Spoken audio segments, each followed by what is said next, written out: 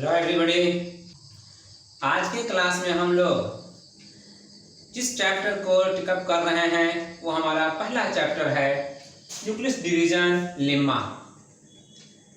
Euclid division lemma क्या होता है, आज हमारा फोकस इसी पर रहेगा और इसके बाद इसका एप्लीकेशन क्या है हम उस पर फोकस करेंगे। तो पहले लेम्मा क्या है इसको हम लोग अंडरस्टैंड कर लें, इसको डिफाइन कर लें।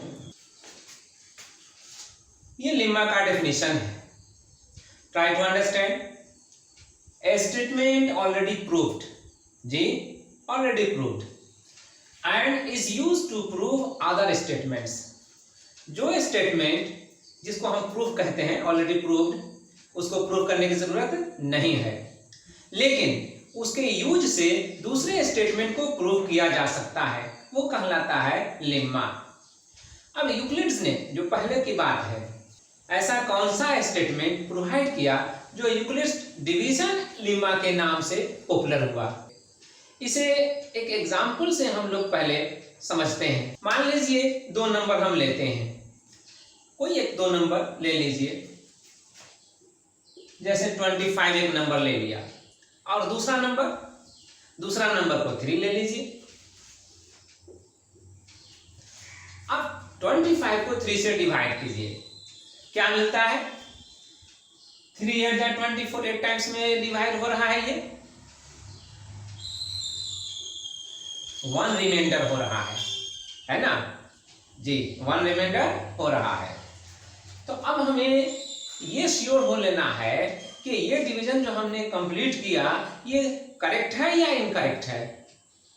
अगर हम इसे श्योर करना चाहें, अगर हम यहाँ इंश्योर होना चाहें, तो हम क्या करते हैं कि इस 3 को इस 8 से मल्टीप्लाई कर देते हैं और इस 1 को उसमें ऐड कर देते हैं। क्या कर रहे हैं हम यहाँ? इस 3 को इस 8 से मल्टीप्लाई कर रहे हैं। कितना आएगा?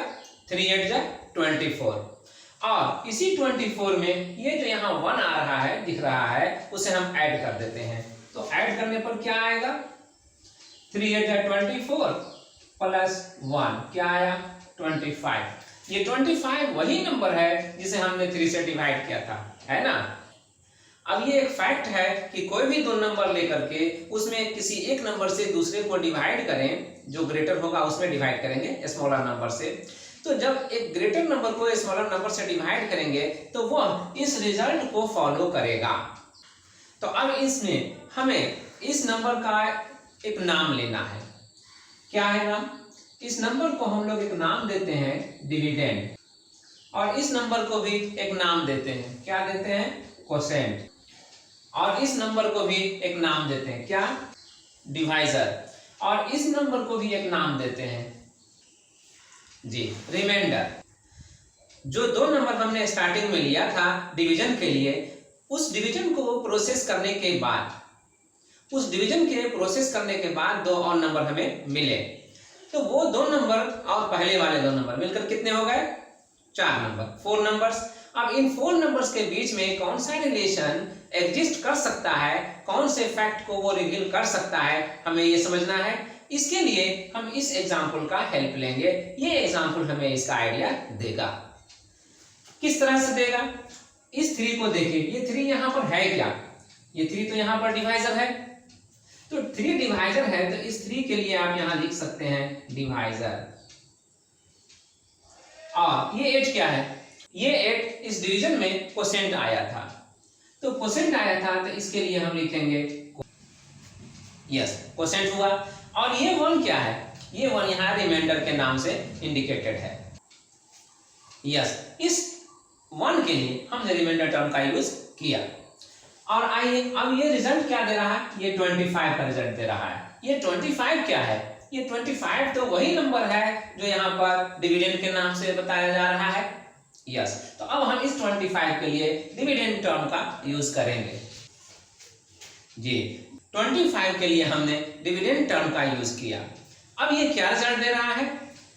Divisor into quotient. प्लस का साइन यहाँ है तो प्लस रिमाइंडर हम करेंगे, यस। तो प्लस रिमाइंडर क्या हो रहा है? इक्वल डिविडेंड के इक्वल हो रहा है, जी।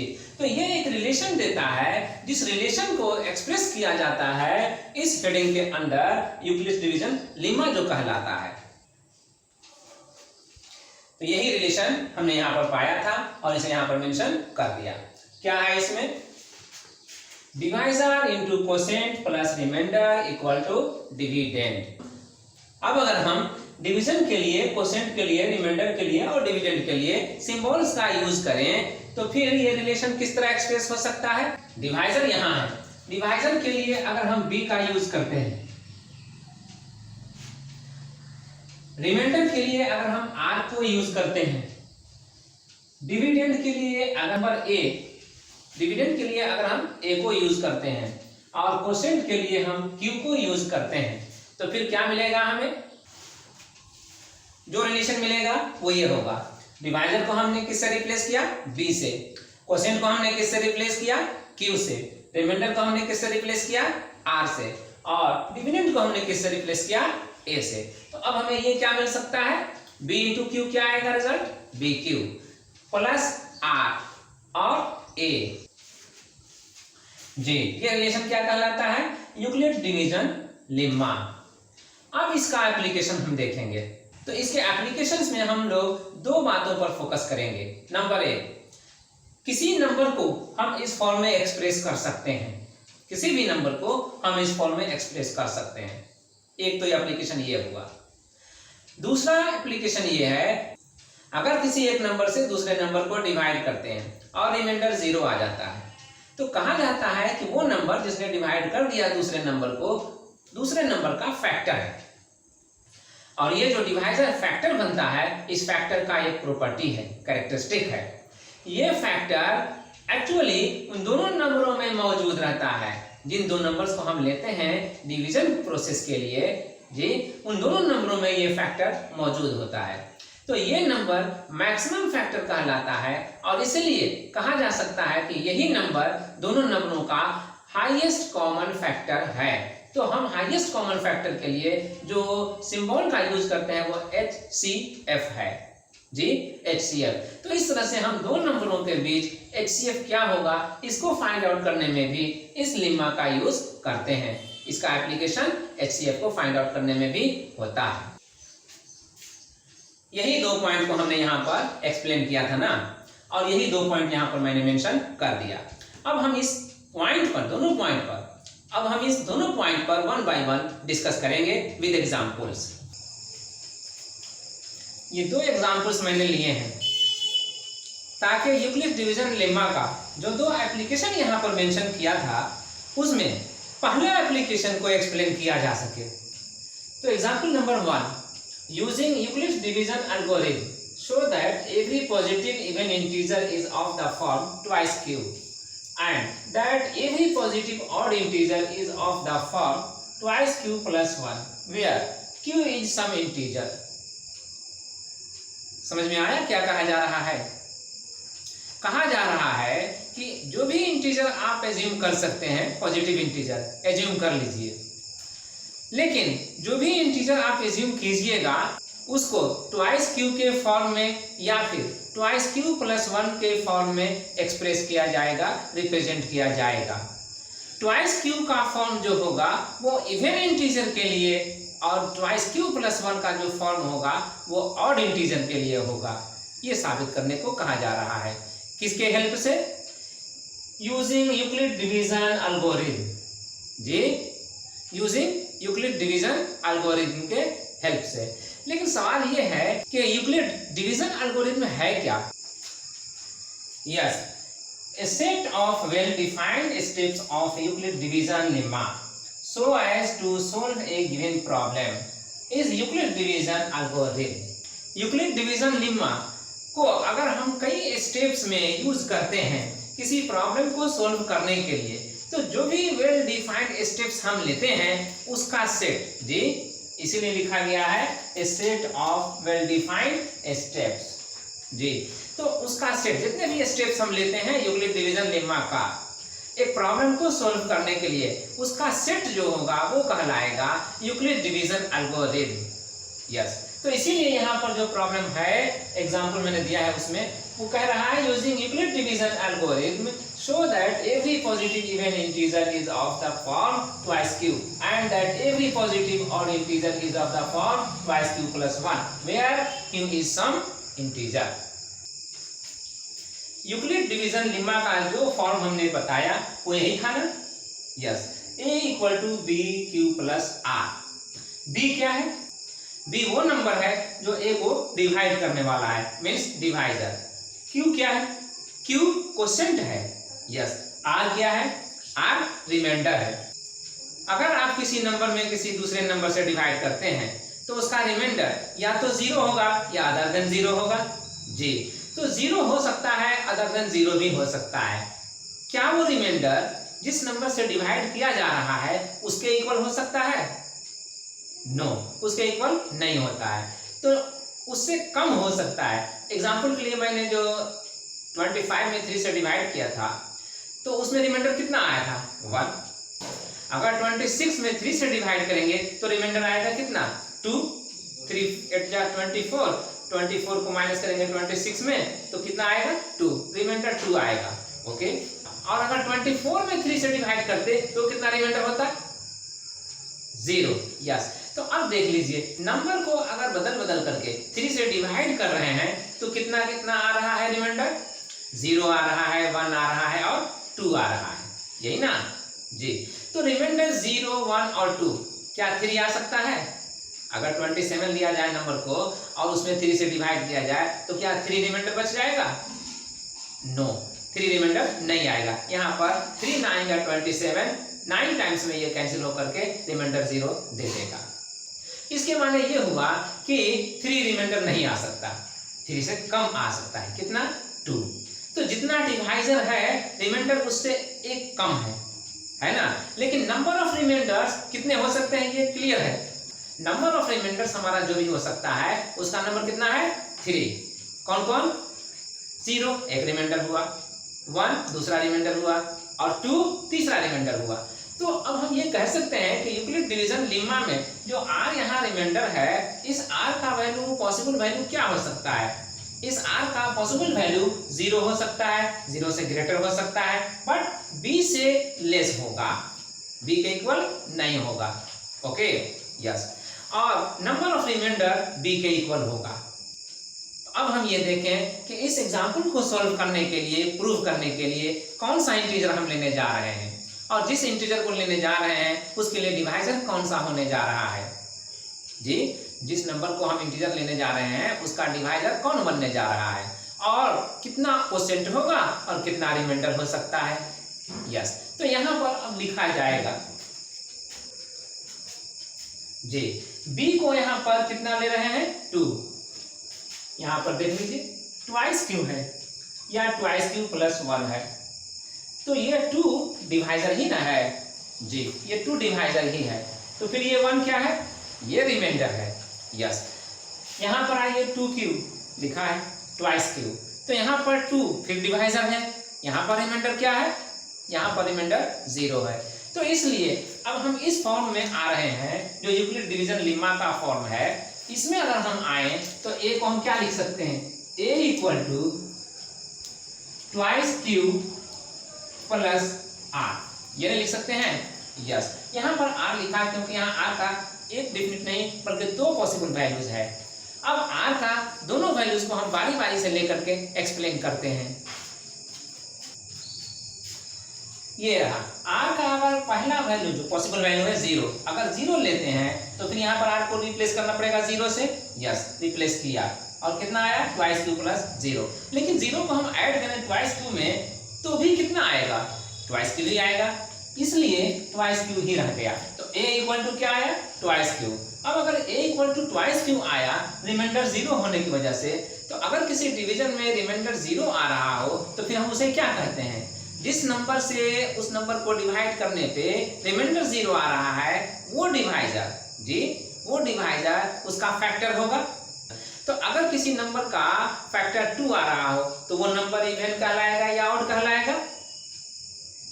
इवन कहलाएगा। तो इसके माने ये हुआ कि a अगर वो नंबर है जो हमने एज्यूम किया है और उसको हम 2 से डिवाइड करने जा रहे हैं तो वो आ रहा है ट्वाइस क्यू, तो इसका मतलब ये हुआ कि a में 2 का फैक्टर है मौजूद।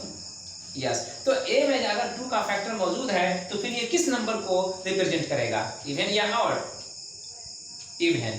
तो ये इवन को रिप्रेजेंट कर रहा है। तो इसलिए यहाँ पर अगर कहा जा रहा है कि twice cube even positive integer को शो करेगा, तो यहाँ पर साबित हुआ उससे। यस, तो ये यहाँ पर साबित हो गया कि कोई भी इवन नंबर अगर होगा तो उसको हम ट्वाइस क्यूब के फॉर्म में लिख सकते हैं जी। तो अब अगर a equal to twice cube आ गया, इवन फॉर्म आ गया, करेक्ट। तो अब हमें यह देखना है कि ऑड फॉर्म में ट्वाइस क्यूब प्लस 1 किस तरह आएगा।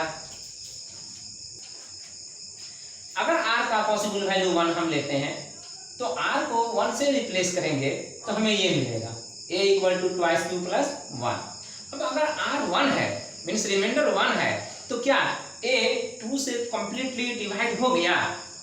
नहीं, a 2 से कंप्लीटली डिवाइड नहीं हुआ। तो इसके माने क्या हुआ, जो नंबर 2 से कंप्लीट डिवाइड नहीं होता हो वो क्या कहलाएगा, इवन या ऑड? ऑड। तो अगर ये ऑड है तो फिर ये ऑड नंबर का फॉर्म हो गया। तो कोई भी इंटीजर अगर ऑड फॉर्म में होगा तो हम इसे ट्वाइस क्यूब प्लस 1 के फॉर्म में एक्सप्रेस कर सकते हैं। यस, यही हमें यहाँ पर शो करना था, ट्वाइस क्यूब प्लस 1 का फॉर्म में ही ऑड। तो अब यहाँ पर आपने इवन को देख लिया, यहाँ पर आपने ऑड को देख लिया, तो यही 2 फॉर्म आपको शो करना था ना इसमें, और दोनों शो हो गया। तो जो एग्जाम्पल में हमें टास्क था शो करने के लिए, प्रूव करने के लिए, वो यहाँ प्रूव हो गया। अब आइए क्वेश्चन नंबर 2 को फिर इसी एल्गोरिथम की मदद से सॉल्व करने के लिए। यूक्लिड डिवीजन लेम्मा, यही ना है? यस, अब हम एक बार फिर इसे यूज करने जा रहे हैं एज यूक्लिड डिवीजन एल्गोरिथम। किस लिए? इस प्रॉब्लम को सॉल्व करने के लिए। क्या यहाँ कहा जा रहा है, using Euclid division lemma so that the cube of any positive integer is of the form 9m, 9m plus 1 और 9m plus 8। 3 तरह का फॉर्म यहाँ पर दे रहा है। अगर आपने किसी इंटीजर को एज्यूम किया है तो उस इंटीजर का क्यूब कीजिए और क्यूब करने के बाद उसे 9 से डिवाइड कीजिए। 9 से डिवाइड करने के बाद जो आप पाएंगे तो उसमें या तो इस फॉर्म को पाएंगे या इस फॉर्म को पाएंगे या इस फॉर्म को पाएंगे। यही शो करना है हमें, यही ना कहा जा रहा है। Show that the cube of any positive integer is of the form 9m, 9m plus 1 और 9m plus 8 वेयर m is some integer, m का कोई वैल्यू होगा। यहाँ पर m कोसेंट को दर्शा रहा है, कोसेंट को इंडिकेट कर रहा है। तो अब आइए इस एग्जाम्पल को सॉल्व करने के लिए, प्रूव करने के लिए यूक्लिड डिवीजन लेम्मा में कितने स्टेप्स हम लेते हैं, जितने भी स्टेप्स हम लेते हैं उसी के सेट को ना हम कहेंगे यूक्लिड डिवीजन एल्गोरिथम। यस, तो यूक्लिड डिवीजन एल्गोरिथम का यहाँ पर क्या एप्लीकेशन और किस तरह एप्लीकेशन है ये हम देख लेते हैं। यस, यहाँ पर b का वैल्यू क्या है, 9।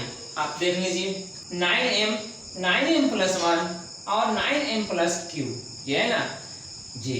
9 से डिवाइड करने को कहा जा रहा है, ठीक है। तो b का वैल्यू जो यहाँ पर हो सकता है वो कितना हो रहा है, 9। यस, 9 हो रहा है। तो r का वैल्यू हमारे पास कितने हो सकते हैं, r के वैल्यू 9 से एक कम जी। जो r के पॉसिबल वैल्यूज होंगे, रिमाइंडर के जो पॉसिबल वैल्यूज होंगे वो कितने होंगे, 9 से 1 लेस, कितना हो जाएगा, 8। तो अब उस 8 पॉसिबल वैल्यूज में से वो कौन कौन सा होगा, 0, 1, 2, 3, 4, 5, 6, 7, 8। इतने सारे नंबर्स आ रहे हैं। टोटल नंबर ऑफ रिमाइंडर्स कितना हो रहा है, 1, 2, 3, 4, 5, 6, 7, 8, 9 हो रहा है। यस, क्वोशिएंट यहाँ पर अब क्या होगा वो बात अलग है, लेकिन डिवाइजर कितना है, b इक्वल टू 9। तो जितना डिवाइजर है उतने ही के बराबर नंबर ऑफ रिमाइंडर्स है ना जी। तो अब आइए हम इस फॉर्म को कैसे पा सकते हैं, ऑब्टेन कर सकते हैं, ये देख लें। जो फॉर्म अब देख रहे हैं आप उसे फिर हमने यहां से लिया है, आप समझ लीजिए। a equal to b q plus r, ये हमारे लिए यूक्लिड डिवीजन लेम्मा है ना, जिसमें b हमारा डिवाइजर है नंबर a के लिए और r डिवीजन के दौरान जो रिमाइंडर आता है वो है हमारा। तो यहाँ पर b को 9 से रिप्लेस किया गया है और r को इन पॉसिबल वैल्यू से रिप्लेस किया जाएगा। अब r का फर्स्ट वैल्यू जो पॉसिबल वैल्यू है 0, अगर यहाँ पर रखा जाए तो क्या होगा, तो फिर हमें a equal to 9q plus 0 लिखना होगा। 9q प्लस 0 भी तो आखिर 9q ही रहेगा, यस, तो इसीलिए यहाँ पर 9q लिखा गया। अब जो नंबर हमने एज्यूम किया था, जो नंबर आपने एज्यूम किया है वो 9q के फॉर्म में आ रहा है, यस, लेकिन आपको जो नंबर एज्यूम करना है उसका क्यूब बनाना है, क्यूब, तो यही ना लिखा है the cube of any positive integer, तो क्यूब आपको बनाना है। तो इस नंबर को जो a इक्वल टू 9q है इसको आप क्यूब में कन्वर्ट कीजिए। इसके लिए आप a टू द पावर 3 करेंगे, yes, a to the power 3 हुआ, तो राइट साइड में भी आप पावर 3 करेंगे, यस, तो 9q का टू द पावर 3 हुआ। तो अब 9q टू द पावर 3 जो लिखा गया है इसका जो भी वैल्यू हो आप समझ लीजिए, 9 का पावर 3 भी देंगे और q का पावर भी 3 देंगे, तो 9 का पावर जो 3 देंगे उसमें से 1 9 हम यहाँ बाहर कर लिए, तो बाकी 2 9 बच रहा है, 9 to the power 2, yes, 9 to the power 2 का मतलब 9 स्क्वायर जो कि 81 आ रहा है, तो 81 को यहाँ पर लिख दिया गया और जो q का पावर 3 होता वो यहाँ पर लिखा गया। ओके, अब ये कंप्लीट देखिए कि क्या होने जा रहा है। q जो हम b से a को डिवाइड करेंगे तो जो क्वोशेंट आएगा वही ना है q, यस, यहाँ पर तो वही इंडिकेट कर रहा है, वही होता भी है। तो अब q का पावर 3 है, तो ये q जो क्वोशेंट आएगा वो कोई इंटीजर होगा या फ्रैक्शन होगा, इंटीजर होगा, तो फिर इंटीजर का पावर 3 भी क्या होगा, वो भी इंटीजर होगा, यस, तो वो भी इंटीजर होगा, तो q टू द पावर 3 भी एक इंटीजर है और 9 का स्क्वायर जो 81 होता है वो भी इंटीजर है।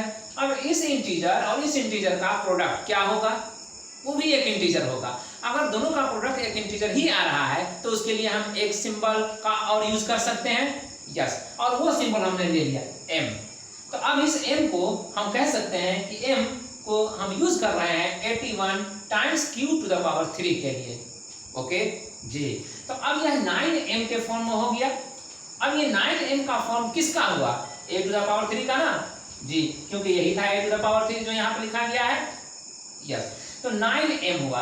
तो अब देखिए जिस नंबर को हमने एज्यूम किया था a, उसका क्यूब a क्यूब आया, तो वो किस फॉर्म में आ रहा है, 9m के फॉर्म में, यस, तो ये 9m का फॉर्म, पहला फॉर्म आपका सेटिस्फाइड हुआ, यस। अब आइए r का दूसरा पॉसिबल वैल्यू 1 लेते हैं और फिर देखते हैं कि इसमें क्या मिलता है। r का पॉसिबल वैल्यू 1 अगर लिया जाए तो इस लेम्मा जो यूक्लिड डिवीजन लेम्मा के नाम से जाना जाता है, यहाँ पर r को रिप्लेस करना पड़ेगा 1 से, यस, अगर r को रिप्लेस करना पड़ेगा 1 से तो यहाँ पर a equal to 9q plus 1 हमें मिलेगा जी, तो 9q प्लस 1 मिलेगा। अब जैसा कि पहली बार मैंने कहा था कि हमें a जो इंटीजर लिया गया है, एज्यूम किया गया है, उसका क्यूब बनाना है, यही ना है यहाँ पर, so that the cube of any positive integer जी, तो हमें इसे क्यूब बनाना है, तो हम 8 टू द पावर 3 करेंगे, यस, तो अब 8 टू द पावर 3 करने में हमें इसका भी क्यूब करना पड़ेगा राइट साइड में जी, तो ये 9q plus 1 to the power 3 हो गया। अब ये a प्लस b का होल क्यूब के फॉर्म पर एक्सपांड होगा, तो अब इसे a cube plus b cube plus 3ab times a plus b इतना से एक्सप्रेस होगा जी। अब 9q का पावर 3 है और यहाँ भी 9q है, आपको जो फॉर्म चाहिए वो 9m प्लस 1 का फॉर्म चाहिए, यही ना, तो 9 हमें कॉमन चाहिए, यस, तो 9 हमें कॉमन चाहिए, तो ये 9 यहाँ से एक ले लेते हैं और एक 9 यहाँ से ले लेते हैं, तो इन दोनों में 9 का फैक्टर हमें कॉमन मिल जाएगा जी। तो अगर 9 का फैक्टर हमें कॉमन मिल जाएगा तो ये 9 हमने बाहर कर लिया।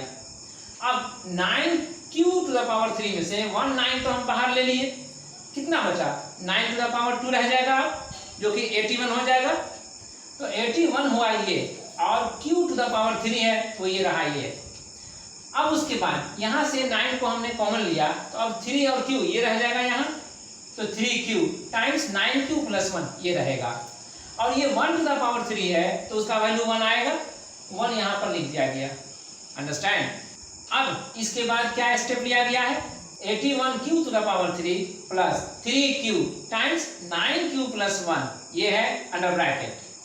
तो अब सोचिए q तो क्वोशेंट है ना, इस लेम्मा में q को क्वोशेंट लिया जाता है, यस, q को क्वोशेंट लेते हैं, तो क्वोशेंट भी तो एक इंटीजर ही है, यस, कोसेंट भी एक इंटीजर ही है, तो फिर उसका जो भी वैल्यू आएगा क्यूब करने पे वो भी तो एक इंटीजर ही होगा। तो वो अगर इंटीजर होगा तो 81 भी इंटीजर है, इस इंटीजर के साथ उसको मल्टीप्लाई करेंगे तो वो भी एक इंटीजर होगा। तो कुल मिलाकर के ये एक इंटीजर आ रहा है। यस, अब ये सेकेंड टर्म में आइए, अगर ये क्यू इंटीजर है तो 9 से मल्टीप्लाई करना है जो खुद भी इंटीजर है, तो इंटीजर को इंटीजर से मल्टीप्लाई करने पे इंटीजर ही आएगा, और उसमें 1 अगर ऐड करें जो कि 1 भी इंटीजर ही है तो फिर इंटीजर ही आएगा। तो कुल मिलाकर के ये इंटीजर हुआ पूरा। तो इस इंटीजर को ये भी इंटीजर है उससे मल्टीप्लाई किया जाए तो फिर प्रोडक्ट भी इंटीजर ही आएगा। यस, अब integer plus integer what will be, once again integer जी, इंटीजर और इंटीजर का सम भी इंटीजर ही, तो वो इंटीजर हुआ। अब ये कितना इंटीजर होगा वैल्यू, अब ये सब तो क्यू के वैल्यू पर डिपेंड करता है, तो हम यहाँ पर एज्यूम कर लेते हैं कि वो m से रिप्लेस किया जा सकता है, जो भी वैल्यू होगा उसे हम m से रिप्लेस कर सकते हैं। तो अब ये 9m आया और प्लस 1 यहाँ है तो प्लस 1 यहाँ आया। यस, तो अब a to the power 3 9m plus 1 हो गया। यस, अगर हम किसी नंबर को जो इंटीजर हम एज्यूम कर रहे हैं उसका क्यूब करें तो वो 9m प्लस 1 के फॉर्म में आ सकता है। यस, 9m के फॉर्म में भी आ सकता है, ये पहले देख चुके हैं जी। ये देखा था कब, जब हमने r का पॉसिबल वैल्यू 0 लिया था तब, और r का पॉसिबल वैल्यू जब हम 1 ले रहे हैं तब क्या देख रहे हैं 9m प्लस 1। तो अब इस तरह से r का इतने सारे पॉसिबल वैल्यूज हैं तो हमें 1 बाय 1 सबके लिए टेस्ट करना पड़ेगा ना। चलिए एक और हम टेस्ट करके देखते हैं जो कि इस फॉर्म को ला पाता है कि नहीं ला पाता है। अगर ये ले आया r इक्वल टू 2 वैल्यू के लिए तो फिर बाकी का काम हम आप पे छोड़ देंगे। ओके, जब r का वैल्यू 2 लिया जाए तो फिर क्या मिल रहा है देख लीजिए, a equal to 9q plus 2 ये आया। r का वैल्यू यहाँ पर रिप्लेस कर दीजिए r को किससे, 2 से, तो जब रिप्लेस करेंगे 2 से तो 9q प्लस 2 आएगा। यस, अब हमें a नंबर जो एज्यूम कर रहे हैं इंटीजर को वह a है, उसको हम 9q प्लस 2 के फॉर्म में लिख रहे हैं, लेकिन हमें a का क्यूब करना है, यही ना है यहाँ पर, so that the cube of any positive integer. Yes, हमने a को एज्यूम किया है तो a का क्यूब करेंगे, तो a का क्यूब करेंगे a टू द पावर 3 करके, तो राइट साइड में भी हमें पावर 3 करना होगा और तब 9q प्लस 2 का पावर 3 होगा। अब इसे a plus b to the power 3 यानी क्यूब के फॉर्म पर एक्सपांड करेंगे, तो एक्सपांड करने से क्या आएगा, a cube plus b cube plus 3ab times a plus b, ये आएगा। अब यहाँ पर इतना आने के बाद हमें क्या करना है, हमें 9m प्लस 8 के फॉर्म में लाना है, ये याद रखिए। तो 9 हमें कॉमन फैक्टर चाहिए, तो 9 कॉमन फैक्टर चाहिए तो 9 यहाँ से एक ले लीजिए और 9 यहाँ से एक ले लीजिए। अब 9 यहाँ बाहर ले लिया कॉमन, तो अब अंडर ब्रैकेट क्या रह जाएगा, तो इसमें जो बच रहा था वो पहले भी आप देख चुके हैं, हम इसे एक बार फिर से कह सकते हैं 81q टू द पावर 3, और यहाँ पर अब क्या बचेगा, यहाँ 2 और 3 बच रहा है ना, 3 2 जा 6, तो ये 6 हो गया और ये q रह गया तो 6q और टाइम्स 9q प्लस 2 ये बच रहा है, तो 9q प्लस 2 ये बच रहा है, और ये अंडर ब्रैकेट ये 2 टू द पावर 3 जो है इसका वैल्यू क्या आएगा 8, तो 8 यहाँ लिख दिया गया। अब आप देख लीजिए पहले की तरह मैं फिर इस पर आर्गुमेंट वही करूंगा, q कोई इंटीजर है ना, यहाँ पर q कोसेंट है तो कोसेंट इंटीजर ही है, q कोई इंटीजर है तो इंटीजर का पावर 3 भी इंटीजर, इंटीजर का इंटीजर के साथ प्रोडक्ट भी इंटीजर, इंटीजर का इंटीजर के साथ अगर प्रोडक्ट इंटीजर है तो इंटीजर का इंटीजर के साथ सम भी इंटीजर, तो फिर ये कंप्लीट वैल्यू जो आ रहा है वो भी इंटीजर। यस, तो वो इंटीजर किस से इंडिकेट किया जा सकता है उस पे हमने m से इंडिकेट किया है, तो m इक्वल टू हम लिख सकते हैं यहाँ 81q to the power 3 plus 6q times 9q plus 2, और यह 8 यहाँ पर लिखा गया। अब यहाँ देखिए aq का फॉर्म क्या आ रहा है 9m प्लस 8, तो 9m प्लस 8 यही ना आया जी।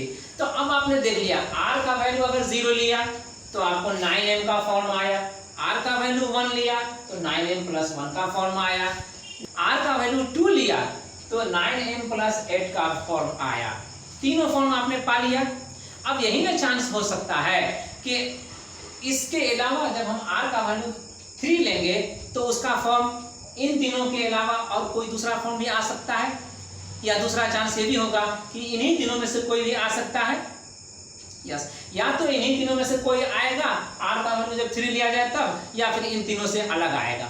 तो अब आप ये जैसे हमने इन तीनों को वेरीफाई किया, एक्सप्लेन किया, आप खुद करके देख लीजिए। आप पाएंगे r = 3 लेने पे 9m का ही फॉर्म आएगा, r = 4 लेने पे 9m + 1 का फॉर्म आएगा, 9 = 5 लेने पे 9m + 8 का फॉर्म आएगा। मीन्स इन्हीं तीनों फॉर्म को फिर आप रिपीट करते हुए देखेंगे। जैसे r का वैल्यू 0, 1 और 2 ले रहे थे तो ये तीनों फॉर्म आए थे रिस्पेक्टिवली। तो वैसे ही जब इन तीनों वैल्यूज को लेंगे तो फिर वही तीनों फॉर्म रिस्पेक्टिवली आएंगे, तो फिर इन तीनों वैल्यूज को लेंगे तो फिर वही तीनों वैल्यूज रिपीट होंगे।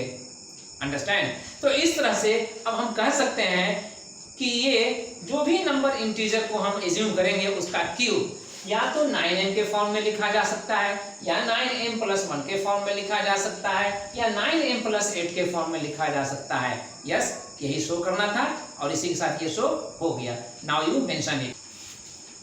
यस, इसके साथ ही ये एग्जाम्पल सोल्व होगा। यस, जो कुछ भी मैंने आर्गुमेंट दिया था, एक्सप्लेन किया था, वो यहाँ पर मेंशन कर दिया है। For r = 0, 1, 2, the cube of the integer is of the form 9m, 9m + 1 or 9m + 8. The same form is repeated for r = 3, 4, 5 and r = 6, 7, 8. यहाँ पर कॉमा दे दीजिए। ओके, तो इस तरह से r का वैल्यू 0 से लेके 8 तक कुछ भी रखिएगा, जो फॉर्म आएगा इंटीजर का क्यूब करने से वो या तो 9m आएगा, या 9m + 1 आएगा, या 9m + 8 आएगा। और यहीं पर इसे स्टेट करके हम इसे कंक्लूड कर रहे हैं। Thus, the cube of any integer is of the form 9m, 9m + 1, 9m + 8। ये इस तरह से प्रूव होगा। इस एग्जाम्पल को आप सेकेंड वे में, सेकेंड मेथड से भी आप प्रूव कर सकते हैं, सेम रिजल्ट आप पाएंगे। देखिए ये आपके लिए कितना यूजफुल होता है। यहाँ सेकेंड मेथड में इक्विलिब्रियम डिवीजन लेमा को जो फिर एक्सप्रेस किया है a = bq + r, जिसके लिए r > 0 और = 0 से लेकर b से होगा डिफाइंड। यस, तो अब इसमें हम यहाँ क्या चेंज करने जा रहे हैं ये देखिए। b का वैल्यू यहाँ पर 3 ले रहे हैं, तो अगर b का वैल्यू 3 लेंगे तो r का पॉसिबल वैल्यू क्या क्या होगा? r का पॉसिबल वैल्यू 0, 1 और 2 यही हो सकता है। यस, b का वैल्यू 3 ही क्यों लिया? b का वैल्यू 3 लिया जा सकता है, लिया ही क्यों ये जरूरी नहीं है लेना, लेकिन लिया जा सकता है। क्या सोच करके लिया जा सकता है? जो फॉर्म आपको साबित करना है 9m, 9m + 1 या 9m + 8, ये फॉर्म आपको साबित करना है। तो 9 आ सकता है अगर 3 का पावर रेज किया जाए, आता है ना? यस, 3 का स्क्वायर करते हैं तो 9 आता है, 3 का पावर 3 करते हैं तो 27 आता है। लेकिन 27 को अगर फैक्टराइज करें तो उसमें 9 पाया जा सकता है, 9 × 3 करके जी। तो इस तरह से 3 का पावर जितना भी रेज करेंगे उसमें 9 आपको फैक्टर मिल सकता है। यही पॉइंट था, यही क्लू था, जिसकी वजह से यहाँ पर b का वैल्यू यहाँ 3 लिया गया। अब आइए, यस, अगर r का पॉसिबल वैल्यू हम 0 लेते हैं तो पॉसिबल वैल्यू 0 लेने से a = bq + r जो ये लेमा है, इक्विलिब्रियम डिवीजन लेमा जिसे हम लोग जानते हैं, इसमें r का पॉसिबल वैल्यू 0 लेने से हमें जो फॉर्म मिलेगा वो a = 3q + 0 मिलेगा जी। अगर 3q + 0 मिलेगा तो इसका वैल्यू क्या होगा? 3q ना, तो 3q आया a का वैल्यू। अब a जो इंटीजर हम एज्यूम कर रहे हैं उसको हम 3q से एक्सप्रेस करने जा रहे हैं। यस, लेकिन हमें उसका क्यूब करना है, यही हमें इस क्वेश्चन में शो करना था। Show that the cube of any positive integer जी। तो हम यहाँ पर a का क्यूब करेंगे, a⁻³ 3। तो राइट साइड में भी इसका पावर 3 करेंगे। यस, तो राइट साइड का पावर 3 करने पे 3³ आया, जिसमें अब 3³ का मतलब क्या हुआ? 3 × 3 × 3। तो अब उस 3 × 3 में आप 1 3 को छोड़ करके बाकी 2 3 को आप बाहर ले सकते हैं, जो 9 बन जाता है। तो 9 को मैंने एज ए फैक्टर बाहर रख लिया। तो अब रिमेनिंग क्या रहा? 3a और q⁻³ ये रहा अब ये जो क्यू इंटीजर है, कोसेंट ही सही लेकिन है तो इंटीजर, तो इंटीजर का पावर 3 भी तो इंटीजर ही होगा, और इसके लिए 3 से जो मल्टीप्लाई करेंगे 3 खुद भी इंटीजर है तो प्रोडक्ट फिर इंटीजर आएगा। तो अब इस इंटीजर का कोई ना कोई वैल्यू होगा। अब उस कोई ना कोई वैल्यू को जब तक हम नहीं जानते हैं तब तक m से रिप्रेजेंट कर सकते हैं। यस, m से अगर रिप्रेजेंट करते हैं तो a टू द पावर 3 क्या आएगा, 9m। ये 9m का फॉर्म हुआ जो कि पहला फॉर्म है आपके लिए जो साबित करना है। यस, ये फॉर्म साबित हुआ। जब r का पॉसिबल वैल्यू 1 लिया तो अब इस यूक्लिड डिवीजन लेमा में जो a equal to b q plus r से रिप्रेजेंट हो रहा है, r को रिप्लेस करेंगे 1 से, तो इसलिए a equal to 3q plus 1 आ जाएगा। तो अब 3q प्लस 1 आया, तो अब जो नंबर आया, जो नंबर एज्यूम किए वो 3q प्लस 1 के बराबर आ रहा है। ठीक, तो यहाँ पर शो करना है कि the cube of any positive integer, जो भी आप एज्यूम कर रहे हैं नंबर को उसका क्यूब लेना है। तो a cube equal to 3q plus 1 to the power 3 आएगा RHS में। अब RHS को एक्सपांड करेंगे a plus b to the whole cube के। अब इसलिए a cube plus b cube plus 3 times ab times a plus b के form पर आ रहा है। अब अगर ये आ रहा है तो फिर अब इस 3q टू द पावर 3 में अब आपको क्या मिल रहा है कि 3 टाइम्स 3 मिल रहा है। इस 3 टाइम्स 3 में से 2 टाइम्स 3 को अगर आप इकट्ठा कर लीजिए तो 3 इंटू 3 9 हो जा रहा है। 9 आप इसमें से पा सकते हैं, 9 आप यहाँ भी पा सकते हैं, 3 इंटू 3 यहाँ भी है मौजूद। यस, तो 3 इंटू 3 यहाँ भी मिल रहा है आपको। तो 3 इंटू 3 9 यहाँ और 3 इंटू 3 9 यहाँ, दोनों जगहों से 9 को कॉमन ले लीजिए। अब कॉमन लेने के बाद अंडर ब्रैकेट जो रह जाएगा टर्म्स वो क्या रहेगा, इसमें का एक सिंगल 3 बच जाएगा और q टू द पावर 3 रह जाएगा, तो 3q टू द पावर 3 ये आएगा। और यहाँ जो रिमेनिंग रहेगा वो क्या रहेगा, ये 3 इंटू 3 तो कॉमन ले लिया गया, ये q इंटू 1 q रहेगा और q टाइम्स 3q प्लस 1 ये रहेगा। तो अब इसके बाद 3q प्लस 1 को q से मल्टीप्लाई करके हम इस तरह से रिप्रेजेंट कर सकते हैं। यस, अब अंडर ब्रैकेट तो ये रहा, ये 1 टू द पावर 3 जो था 1 का पावर 3 रहेगा, कितना आएगा 1, तो 1 यहाँ लिख दिया गया। अब यहाँ आइए, पहले की तरह जो लॉजिक हम लें, आर्गुमेंट करें कि q इस लिमा में कोसेंट है, तो कोसेंट भी तो एक इंटीजर है और इसलिए उसका जो भी पावर होगा वो भी इंटीजर होगा। अगर वो भी इंटीजर होगा तो ये भी इंटीजर ही है। Yes, 3q to the power 3 का प्रोडक्ट भी इंटीजर ही है। तो अब q टाइम्स 3q प्लस 1 ये जो लाएगा वो भी इंटीजर इंटू इंटीजर इंटीजर ही लाएगा, और इसीलिए ये भी इंटीजर और ये भी इंटीजर, तो इंटीजर का सम भी इंटीजर। तो कुल मिलाकर जो अंडर ब्रैकेट टर्म्स आ रहा है ये भी एक इंटीजर आएगा। तो जो भी इंटीजर आएगा उसका वैल्यू तो हमें मालूम है नहीं, नोन है नहीं, तो इसलिए उस वैल्यू को अगर हम रिप्लेस करें m से तो फिर 9m ये आ जाएगा और प्लस 1 ये आ जाएगा, तो कुल वैल्यू क्या हो जाएगा, a टू द पावर 3 को हम लिख सकते हैं 9m प्लस 1, और ये फॉर्म हो गया जो फॉर्म हमें लाना था 9m प्लस 1 उसमें। तो r का वैल्यू अगर 0 लेते हैं तो ये फॉर्म आता है 9m, r का वैल्यू अगर 1 लेते हैं तो फिर ये फॉर्म आता है 9m प्लस 1। अब हमें लास्ट वैल्यू r का 2 बच रहा है, उसे लेकर के देखना है कि क्या वो वैल्यू लेने पे 9m प्लस 8 का फॉर्म आ जाता है। यस,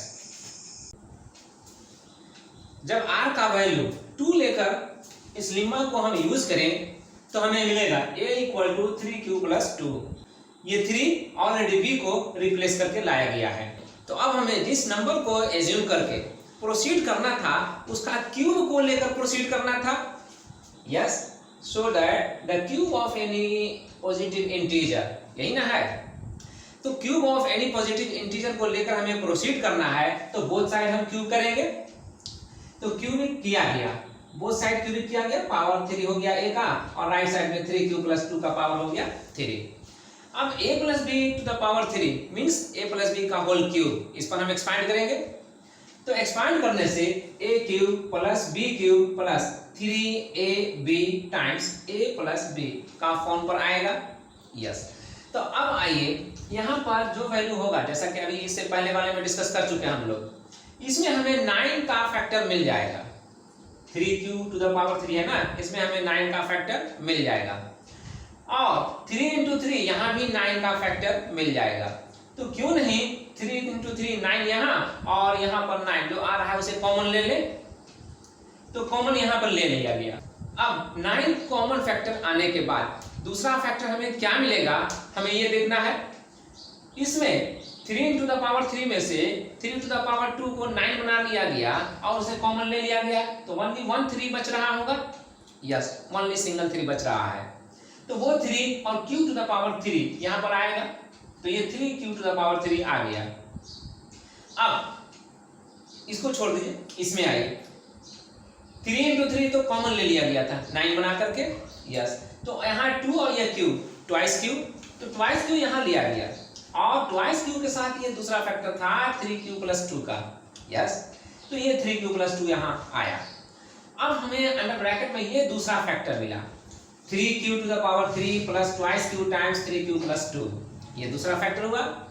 तो अब ये होल प्रोडक्ट इंटीजर है, ये भी होल प्रोडक्ट इंटीजर है।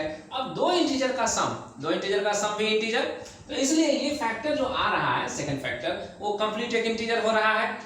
अब इस इंटीजर का वैल्यू क्या होगा, ये हमें नोन तो है नहीं, तो इसके लिए हम इसे रिप्लेस करेंगे m से। तो अब 9m के फॉर्म पर आ गया और प्लस ये 8 आया था। 8 कहाँ से, 2 टू द पावर 3 का वैल्यू, ये जो 8 था वो 8 अब यहाँ पर लिखा जाएगा। अब इसके बाद 8 टू द पावर 3 यहाँ पर लिख दिया गया, तो 8 टू द पावर 3 इक्वल हो रहा है 9m प्लस 8 के, और ये वो फॉर्म है जो यहाँ पर हमें मिल रहा है। यही था इसमें साबित करने के लिए। यस, तो अब हम फाइनली कह सकते हैं कि किसी भी इंटीजर का क्यूब किया जाए तो या तो वो इस फॉर्म में आएगा, या तो वो इस फॉर्म में आएगा, या तो वो इस फॉर्म में आएगा। ये तीनों फॉर्म हमारे यहाँ पर जस्टिफाइड हुआ। यस, ये तीनों फॉर्म हमारा यहाँ जस्टिफाई हुआ। तो अब हम यहाँ पर फाइनली कंक्लूड कर दें। यस, जो रिजल्ट हमें पाना था वो किसी इंटीजर का क्यूबिक फॉर्म को 9m प्लस 1 या 9m प्लस 8 के फॉर्म में लाना था। यही था ना लाना, 9m प्लस 1 और 9m प्लस 8। तो ये तीनों फॉर्म हमें यहाँ पर 1 by 1 जस्टिफाइड हुआ था और हमने इन तीनों फॉर्म को यहाँ पर 1 by 1 एक्सप्रेस कर दिया। इसके साथ ही ये एग्जाम्पल 2 कंप्लीट हुआ। चलिए, एप्लीकेशन का यूक्लिड डिवीजन लेमा के एप्लीकेशन का फर्स्ट पार्ट कंप्लीट हुआ। इसके साथ ही अब आइए इसका सेकेंड पार्ट पर हम कंसीडर करते हैं। दो एग्जाम्पल हमने लिया है यहाँ पर सेकेंड एप्लीकेशन को जस्टिफाई करने के लिए, वेरीफाई करने के लिए दो एग्जाम्पल यहाँ लिया है मैंने। एग्जाम्पल नंबर 3 के नाम पर है ये, using Euclid division algorithm find the HCF of 867 and 255। जी, एचसीएफ हमें फाइंड आउट करना है यूक्लिड डिवीजन एल्गोरिथम को यूज करते हुए। यहाँ इस प्रॉब्लम में यूक्लिड डिवीजन एल्गोरिथम वर्डिंग को यूज किया गया है। यूक्लिड डिवीजन एल्गोरिथम से हम लोग अब नोन हो चुके हैं कि यूक्लिड डिवीजन एल्गोरिथम कहते हैं उस set of well defined steps को जो यूक्लिड डिवीजन लेम्मा को फॉलो करते हुए लिया जाए किसी प्रॉब्लम को सोल्व करने के लिए। यहाँ पर हमारे पास जो प्रॉब्लम है to find HCF of 867 and 255, ये प्रॉब्लम है हमारे लिए। 867 और 255 का HCF को फाइंड करना, किसको यूज करते हुए, यूक्लिड डिवीजन एल्गोरिथम को यूज करते हुए, मींस डायरेक्टली आप कह सकते हैं यूक्लिड डिवीजन लेम्मा को यूज करते हुए जी, इन वेरियस स्टेप्स और एटलीस्ट वन स्टेप। जी, कम से कम एक स्टेप भी हो सकता है या फिर एक से ज्यादा स्टेप भी हो सकता है।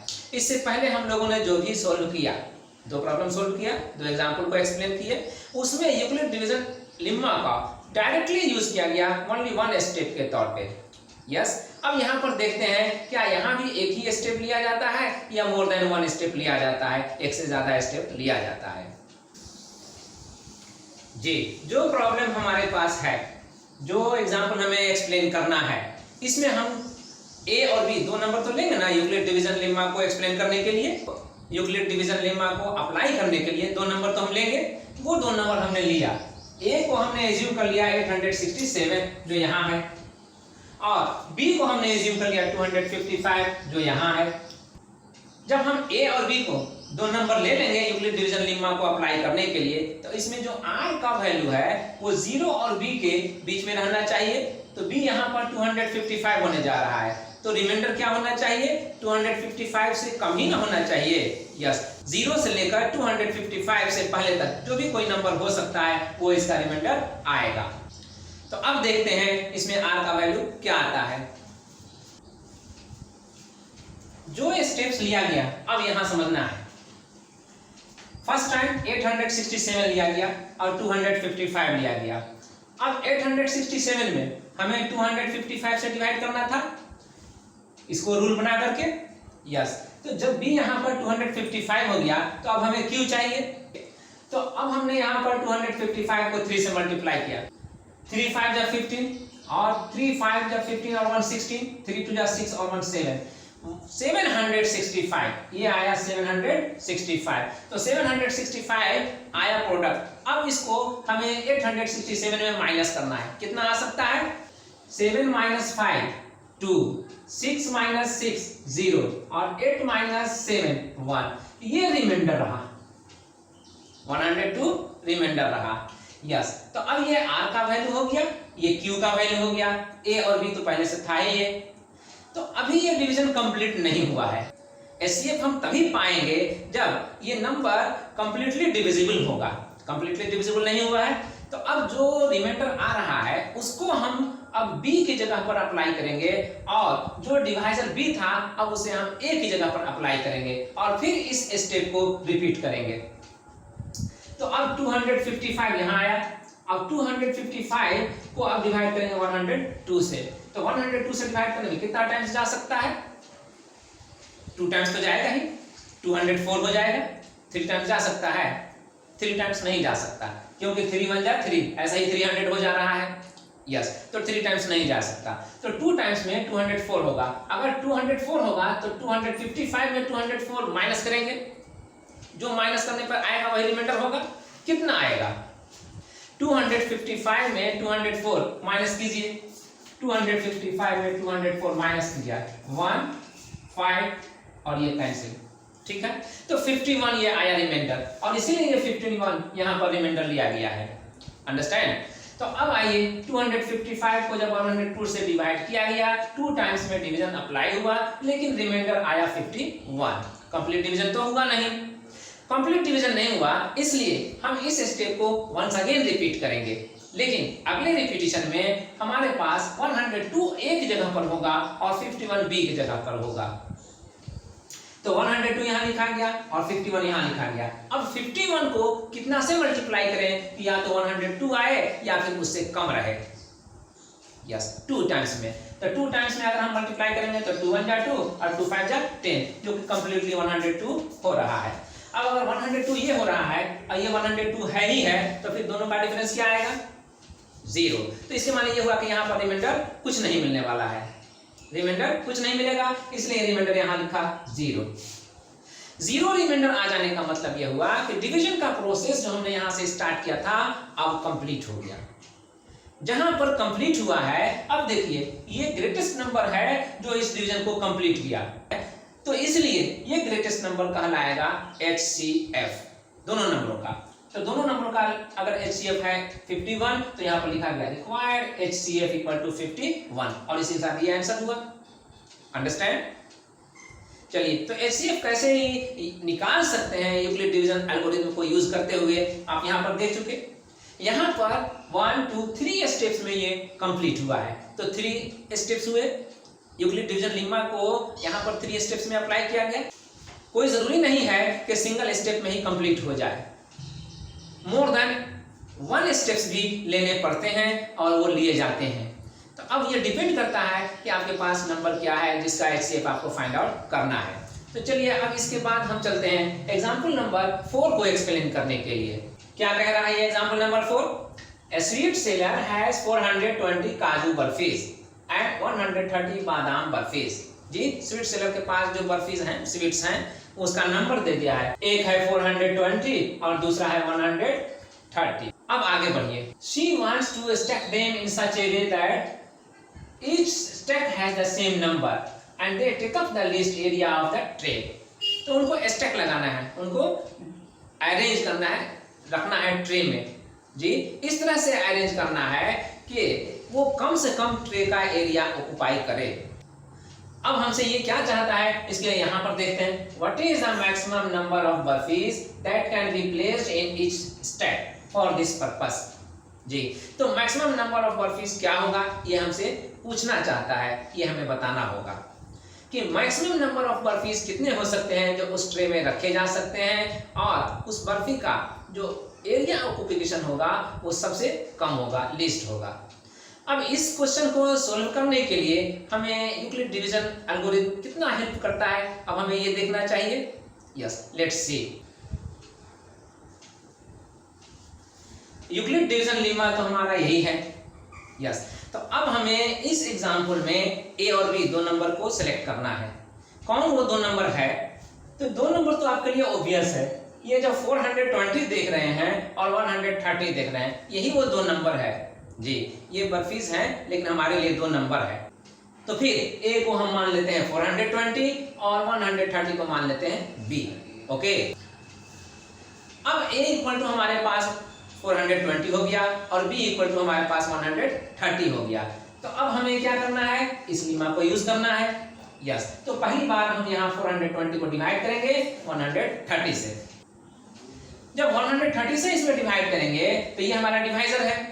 अब यहाँ पर डिवाइजर b है, कोसेंट q है। कोसेंट यहाँ पर क्या आना चाहिए, 13। तो 13 3 जा कितना होता है 39 और 13 4 जा 52। इसका मतलब ये हुआ कि अगर हम इसे 4 से मल्टीप्लाई करेंगे तो 520 आ जाएगा। तो 520 तो 420 से मोर है, ज्यादा है, तो इसलिए 130 को हम 4 से क्वोशिएंट बना करके मल्टीप्लाई नहीं कर रहे हैं, हम उसे कम लेंगे। तो 130 को हमें कितना से मल्टीप्लाई करना चाहिए, 3 से। तो 3 से जब मल्टीप्लाई करेंगे तो यहाँ 3 लिखिए, 13 3 जा कितना होगा 39 और ये 0 कितना हो जाएगा 390 हो जाएगा। 420 में 390 को माइनस कर लीजिए, कितना आ रहा है 0, 12 - 9 3 और बस 30, यही ना जी। 30 रिमाइंडर आएगा, तो 30 को आप यहाँ पर लिख लीजिए। अब 30 रिमाइंडर की जगह पर आ गया, r यहाँ पर है रिमाइंडर ना, तो r की जगह पे यहाँ क्या है 30 ही रिमाइंडर रह गया। अभी डिवीजन कंप्लीट नहीं हुआ है, तो एक स्टेप और हमें लेना पड़ सकता है। यस, लेना पड़ेगा। और तब अब इस स्टेप में 130 को आप यहाँ a की जगह पर यूज कीजिए और 30 को b की जगह पर यूज कीजिए। अब देखिए 30 से हम 130 में डिवाइड करेंगे तो हम 30 को कितना से मल्टीप्लाई करें जो इसके बराबर या इससे कम का प्रोडक्ट ला सकता हो। 34 जा 120 होता है, यस, और 35 जा 150 होता है। तो हम 5 टाइम्स नहीं जाएं क्योंकि ये 130 ही है, तो 4 टाइम्स जाएंगे, यहाँ पर 4 लिखिए। अगर 4 लिखते हैं तो 120 हो रहा है। 120 को 130 में माइनस करेंगे, कितना आएगा 10, यस 10। तो आप यहाँ पर रिमाइंडर के लिए 10 लिख दीजिए। अब क्या करेंगे, अभी भी डिवीजन कंप्लीट नहीं हुआ, तो ये एक स्टेप और जाएगा और अगले स्टेप में 30 को आप लिखिए a की जगह पर और 10 को लिखिए b की जगह पर। तो अब 10 से डिवाइड करेंगे 30 को, कितने टाइम्स में ये कैंसिल हो सकता है, 3 टाइम्स में ये कैंसिल हो जाएगा। तो आप यहाँ पर 3 लिख लीजिए। अब कैंसिल अगर हो रहा है कंप्लीटली तो फिर रिमाइंडर क्या रहेगा 0। तो आप यहाँ पर आप 0 रिमाइंडर लिख दीजिए। जब 0 रिमाइंडर आ गया, इसका मतलब ये हुआ कि डिवीजन का वर्क जो हुआ, वो प्रोसेस जो था चल रहा था अब तक, वो फिनिश हो गया। किस नंबर से ये फिनिश हुआ, अगर 10 ही वो नंबर है जिससे यूक्लिड डिवीजन एल्गोरिथम यहाँ फिनिश हो रहा है, तो 10 ही वो ग्रेटेस्ट नंबर हुआ जो 420 और 130 को कंप्लीटली डिवाइड भी कर सकता है।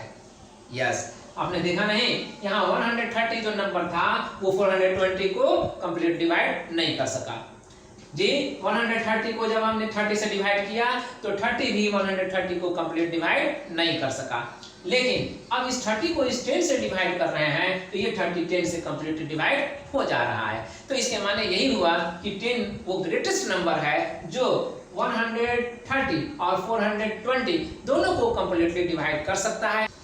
अगर ये ग्रेटेस्ट नंबर है तो हम कह सकते हैं कि स्वीट्स को, जो बर्फीज हैं उनको हम 10 10 के नंबर में ट्रे में स्टैकिंग कर सकते हैं।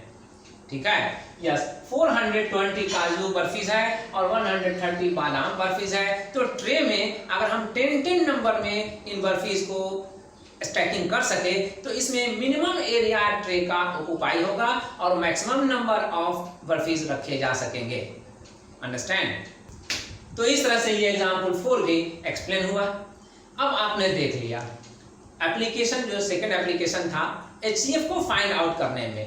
तो HCF तो पहला एग्जाम्पल में क्लियरली यहाँ फाइंड आउट करना था, वो हमने फाइंड आउट किया। यहाँ पर HCF का नाम नहीं लिया जा रहा है एग्जाम्पल 4 में, लेकिन मैक्सिमम नंबर ऑफ बर्फीज तो पूछा जा रहा है जी।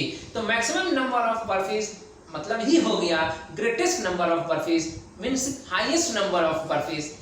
तो हाईएस्ट नंबर ऑफ बर्फीज तभी होगा जब वो HCF होगा 420 का भी और 130 का भी। तो इस तरह से यूक्लिड डिवीजन लेमा का हमने एप्लीकेशन देख लिया, दोनों एप्लीकेशन देखा।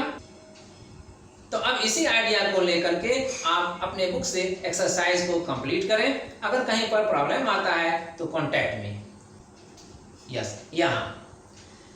तो अब आज के क्लास को ओवर करने का टाइम हो रहा है, तो now we see in the next class. Okay.